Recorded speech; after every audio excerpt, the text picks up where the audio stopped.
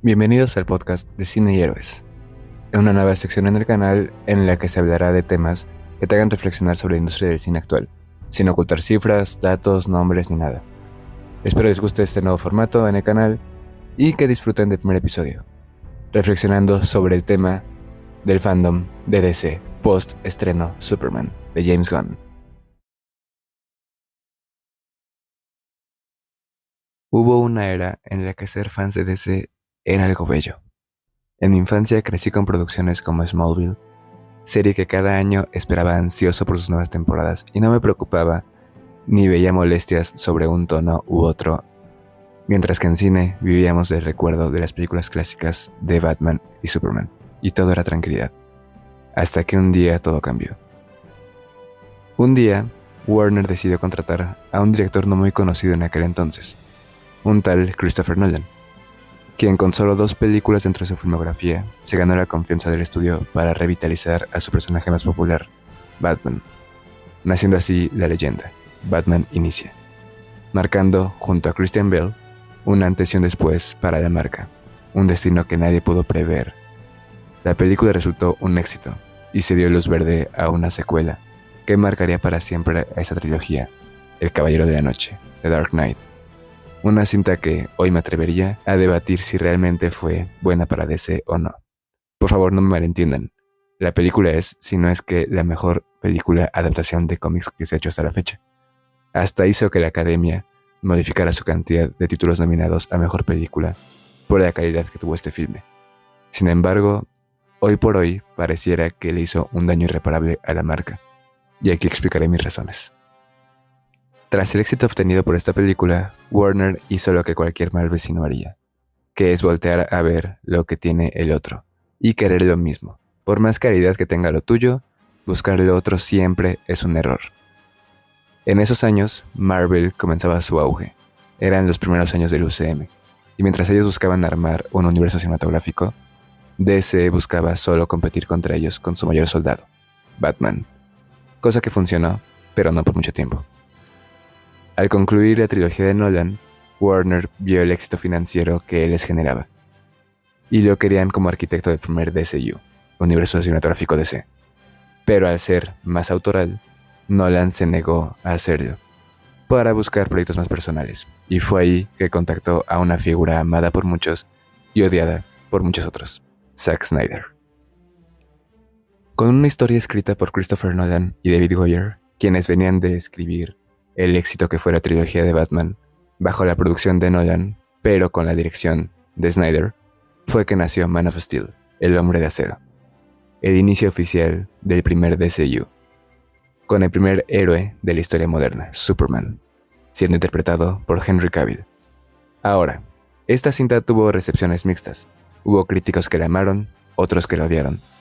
Y en la taquilla le fue relativamente bien, recaudando casi $700 millones, lo cual fue suficiente para que Warner le diera luz verde a su secuela, otro proyecto que marcaría un punto de inflexión en esta historia, Batman v Superman, el origen de la justicia. Con una historia original de David Goyer, quien fue el guionista de la trilogía de Batman de Nolan, reescrita por Chris Terrio, ganador del Oscar a Mejor Guión, producida por Christopher Nolan y Emma Thomas, ganadores del Oscar, además de Chris Terrio, David Goyer y Geoff Johns, entre otros productores, dirigida por Zack Snyder. Esta película marcaría la ruptura definitiva entre el fandom y el estudio, entre el estudio y el estudio mismo, y entre el fandom y el fandom mismo. Batman v Superman sería la primera película que marcaría un cruce, un encuentro entre los dos héroes más conocidos de la historia, Batman y Superman, protagonizados por Ben Affleck y Henry Cavill, respectivamente. La película iba con buenas intenciones y una campaña de promoción pocas veces vista hasta aquel momento. Sin embargo, hubo 2 detalles que marcaron su camino para siempre. Uno de ellos, sí, cuestionable a gustos, y que lo retomaré más adelante, fue el estilo visual de Snyder. No a mucha gente le gustaba su estilo dramático y perspectiva hacia esos personajes. Por otro lado, ante la duración de la película, 3 horas, el estudio cometió el primer gran error de DC: cortar la película. Lo que el viento se llevó. 3 horas 58 minutos. El Padrino, 2 horas 55 minutos. El Padrino 2, 3 horas 22 minutos. Titanic, 3 horas 14 minutos. Ben-Hur, 3 horas 32 minutos. El Señor de los Anillos, El Retorno del Rey, 3 horas 21 minutos. Sin contar la versión extendida. Oppenheimer, 3 horas. Todas estas películas tienen algo en común. Duran no menos de casi 3 horas y todas triunfaron al grado de haber ganado el Oscar a Mejor Película. ¿Por qué las menciono? Imaginemos qué hubiera sucedido si alguna de estas, por temores del estudio o por tener otra competencia directa, les hubieran recortado al menos 30 minutos de su versión final. Simplemente no serían lo que son hoy en día.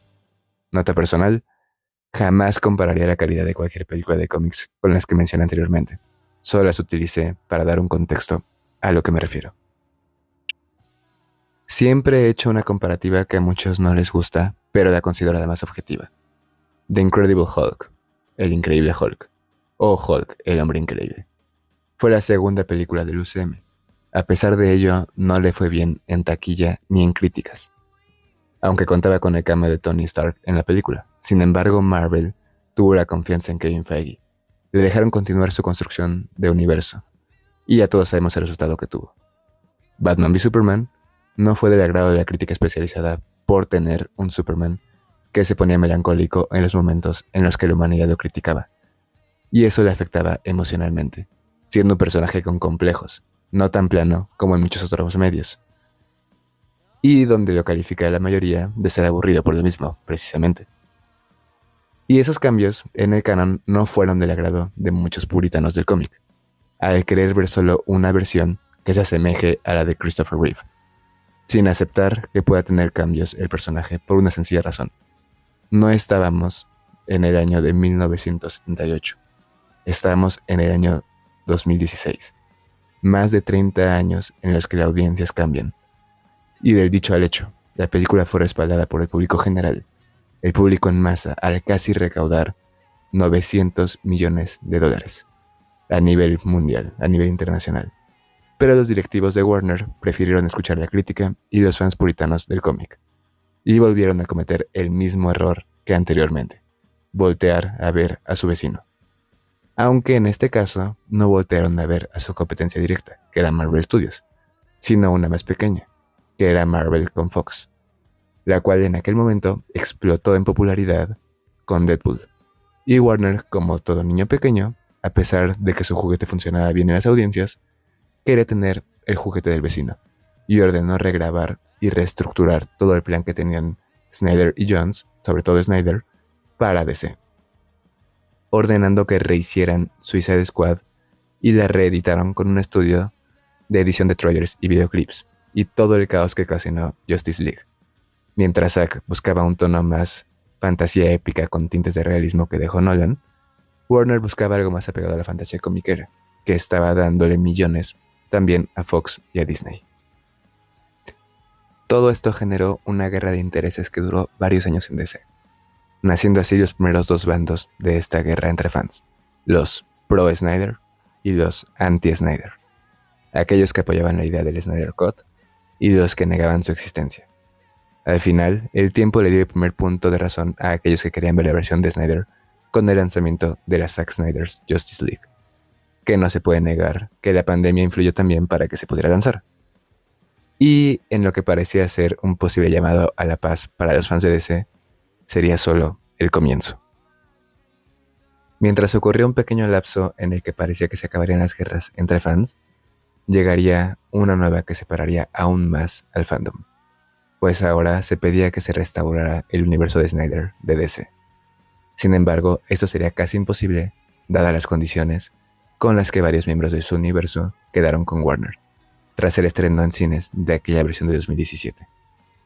Tras estos acontecimientos, la directiva de Warner con DC, en ese momento Walter Hamada, tenía planes que incluían eliminar a la trinidad clásica de la Liga de la Justicia, es decir, Batman, Superman y Mujer Maravilla, y hacer que su lugar fuera ocupado por Supergirl y Batgirl, siendo esta última la única de las dos que tuvo una película terminada, a pesar de que Warner no la estrenó nunca y la terminaron archivando hasta la fecha. En medio de ese caos ejecutivo intenso, hubo un hombre que intentó cambiar la jerarquía de poder, un actor, productor, que intentó traer de regreso varios elementos del ahora extinto Snyderverse, Dwayne The Rock Johnson, quien buscaría saltarse incluso a sus dirigentes en turno en DC para volver a traer a Henry Cavill para interpretar a Superman, cosa que consiguió, pero fue a través de una promesa que rompería aún más a los fans. Black Adam fue estrenada, y sí, contó con el regreso de Henry Cavill al papel de Superman. Y unos días después del estreno, el propio Cavill anunciaría su retorno al universo DC, prometiéndonos que tendremos al Superman que todos esperábamos ver, y que nuestra paciencia sería recompensada. ¿Esperanza finalmente para DC? Lamentablemente, no. En esas fechas, un nuevo dirigente entraba al mando de DC. Alguien que llegaría tras haber dirigido solo una película de su universo y que fracasó estrepitosamente en taquilla, llegando así al puesto de co-CEO de DC, James Gunn, junto con Peter Safran. James Gunn como parte creativa y Peter Safran desde el apartado económico de la producción llegarían a tomar las riendas de todo DC, y con el recién estreno de Black Adam, a los pocos días de haber anunciado su regreso al papel, Henry Cavill fue notificado que no volvería a interpretar al personaje bajo el mandato de James Gunn, cosa que volvería a dividir a los fans, entre aquellos que buscaban que se restaurara el universo de Snyder y aquellos que le darían la oportunidad a James Gunn y Peter Safran. Para este momento, Gunn hizo una de las acciones que terminaron por enterrar lo que quedaba de ese DCU, declarar que se reiniciaría por completo el universo DC. Aún quedaban varias películas por estrenarse, siendo estas Aquaman 2, Shazam 2, Blue Beetle y The Flash. Sobra decir que el interés del público por esas películas se redujo al grado de provocar pérdidas en esas películas, ordenando además la grabación de un nuevo final para The Flash, película que debía restablecer las bases de un nuevo universo, pero que en su lugar el final de ese universo quedara ridiculizado de la peor manera posible. Uno de los puntos más negativos del mandato de James Gunn y Peter Safran han sido sus declaraciones oficiales. Es decir, James Gunn mencionó en una entrevista que Warner Bros. Lo buscó primero para realizar una película de Superman, cosa que se negó porque no era un personaje de su estilo, como si lo era el Escuadrón Suicida. Además de contar que él fue contratado para hacer un universo que tuviera un tono diametralmente opuesto al que había manejado Christopher Nolan y Zack Snyder. Aquí repasemos un poco un par de datos. Christopher Nolan, ganador del Oscar, un director cuya casi entera filmografía forma parte del top de las mejores películas de este siglo para críticos y gente de la industria. Autor de una de las películas de DC más exitosas de todos los tiempos, en todos los sentidos, The Dark Knight, cuyo tono sería un fuerte cimiento para lo que fue el universo DC de Snyder. En su lugar, Warner buscaba a James Gunn, un director cuyo máximo logro ha sido una trilogía de Guardianes de la Galaxia con Kevin Feige detrás. Todo esto reforzó aún más la fractura actual dentro del fandom de DC. Los que apoyaban al nuevo universo y los que seguían pidiendo el regreso de Zack Snyder. Ahora bien, no todo lo que se pedía era miel sobre hojuelas.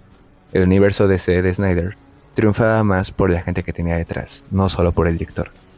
Era un universo que tenía a Christopher Nolan y Emma Thomas, ganadores del Oscar, como productores principales. También tenía a Ben Affleck, otro ganador del Oscar, como productor, a Chris Terrio, ganador del Oscar, como guionista. Y al final estaba Zack Snyder, cuyo mayor aporte era el apartado visual, ya que sus proyectos, que han gozado de libertad creativa total, no han tenido el mismo nivel de calidad que los demás. Hablando aquí de su era de Netflix en específico, Army of the Dead y todo su universo de Rebel Moon. Todo lo anterior nos ha llevado a hoy, a la división del fandom, al no poder expresar tus gustos u opiniones si no van a acorde a los de la mayoría. Hoy, 10 de julio de 2025, Habiéndose ya estrenado Superman de James Gunn, el fandom sigue dividido, aunque no lo quieran aceptar. Si bien ha sido buena la cantidad del fandom que disfrutó esta nueva película, y está súper bien, enhorabuena por todos ellos, pero también es algo válido reconocer los errores que puede tener esa cinta, cosa que me llevó a pensar en esa reflexión. Tras las primeras funciones de esta película, es verdad que han sido demasiados buenos los comentarios, y evidentemente Warner los ha hecho pesar. Se han hecho mucho eco de ellos. Sin embargo, también ha habido comentarios negativos, e igualmente es válido mencionarlos. Lo especifico de esta manera porque he visto personas que incluso dicen, no sé si me gustó o no me gustó, con una expresión de agonía como pocas veces he notado. Esto no es más que una representación de querer encajar y querer quedar bien con un fandom, sin ser realmente honestos con uno mismo. No tiene nada de malo decir si algo no te gustó o si algo te gustó. Tampoco tiene nada de malo mencionar las virtudes y defectos que pueda tener una película. Después de todo, el cine es totalmente subjetivo. Y aquellos que antes eran, malamente dicho, anti-Snyders, ahora por alguna razón se sienten con la autoridad de decir lo que es ser un fan de DC. Y aquí sí mencionaré nombres, que por más que griten tener un amor por DC, sus acciones y declaraciones han hecho mucho daño a la marca. Javi Olivares de la Botella de Candor, Alex DC de Atlantis, Matías de Ertora, Joan Doe, Feed Comics y Cine, siguen siendo los principales que, al menos que yo recuerdo ahorita, siendo que se me pasa alguno, que se le han pasado estos últimos meses dividiendo más y más al fandom. En caso de muchos de ellos, por mero negocio, por ser trabajadores de la misma Warner, pero pareciera que no se dan cuenta del daño que le hacen a la marca. Con los lanzamientos de trailers, imágenes, clips y demás relacionados al universo DC de James Gunn, muchas veces han mencionado una frase letal para el fandom. Si no te gusta esto, no eres fan de DC o del personaje. Duda. ¿Quién les dio el poder, o la relevancia, o la posición para ser quienes eligen qué te hace ser fan de algo? ¿Quién les dio la autorización para poder repartir carnets de fans de DC? Todos los nombres que mencioné son meramente influencers. Y sí, sabrán mucho de DC Comics, pero no es lo mismo el lenguaje de cómics que el lenguaje cinematográfico. Y ahí es donde fallan. Antes, los primeros tres que mencioné se quejaban y gritaban a los 7 vientos, diciendo que no veían a los personajes con los que crecieron en la pantalla actual. ¿Les digo un secreto? Esas emociones no se vuelven a repetir. Yo, a nivel personal, crecí en una época de mayor armonía, sin tantas redes sociales, y Smallville se volvió mi Superman favorito. Pero no por ello quiero ver esa versión en todas las adaptaciones. Ni tampoco digo que sea la representación más fiel del personaje solo por haber sido la versión con la que yo crecí y conocí a Superman. Así como Tom Welling fue mi caso, para muchos de ellos lo fue Reeves. Y a la fecha pareciera que se niegan a querer ver una versión de personaje que tenga diferencias en tono o construcción dramática a la del mítico Christopher Reeves. Ahora, una mayor duda. Hasta donde entiendo, siempre dan a saber su conocimiento directo de los cómics. ¿Acaso en los cómics solo existe una versión del personaje? Me parece que la respuesta es un rotundo no. Y por favor, que me corrijan si estoy equivocado. Con esto en cuenta, ¿han hecho algún coraje o grito a los 7 vientos si en los cómics se encuentran con una versión de personaje que no les gusta o que no se parece a su versión favorita? Imagino que la respuesta igualmente es un rotundo no. La pregunta del millón. Si en los cómics fue donde nació el personaje y donde hay una mayor cantidad de historias de todos estos personajes, permiten que haya una variedad de tonos, construcciones dramáticas, autorales y demás, sabiendo que pueden volver a leer aquel cómic que les hizo decir, este es mi Superman, aplicándose para cualquier personaje. ¿Por qué no hacen lo mismo en el cine? ¿Por qué querer solo una versión cinematográfica? ¿Por qué no aceptar que a las personas les pueda gustar otra versión y aún así ser fans del mismo personaje? ¿Qué no para eso era el multiverso? ¿Por qué atacar a aquellos que no les gusta una versión o que ven los errores que pueda llegar a tener? Ningún producto es perfecto, y menos de esta clase de películas. ¿Les parece correcto decir, respeto tu opinión aunque esté equivocada? Al señalar las fallas que pueda tener una producción cinematográfica. A ver si entiendo. ¿Está equivocada la persona por no ver lo mismo que tú ves en el personaje o en la historia? Eso se llama perspectiva. y cada persona es libre de generar su propia perspectiva, y cada una es tan válida como la de la otra persona. Al final de cuentas, aquellos detractores de Snyder se convirtieron en aquello que juraron destruir. Terminaron siendo fans de un director al cual le aplauden ciegamente cada película que hace, sin importar si tenga errores o no. Y si alguien se atreve a decir un defecto de la cinta, por más objetivo que haya sido en el aspecto cinematográfico, los llaman Snyder Tad, viuda de Snyder o demás sinónimos. Bien lo dice el dicho, aquellos que no conocen su historia están condenados a repetirla. Y pareciera que el fan de Snyder tuvo poca memoria con su historia, porque todo se repitió. Y en lugar de unificar al fandom, ahora siguen con fe ciega a alguien que sigue dividiendo al fandom. Respeta el pasado, abraza el futuro.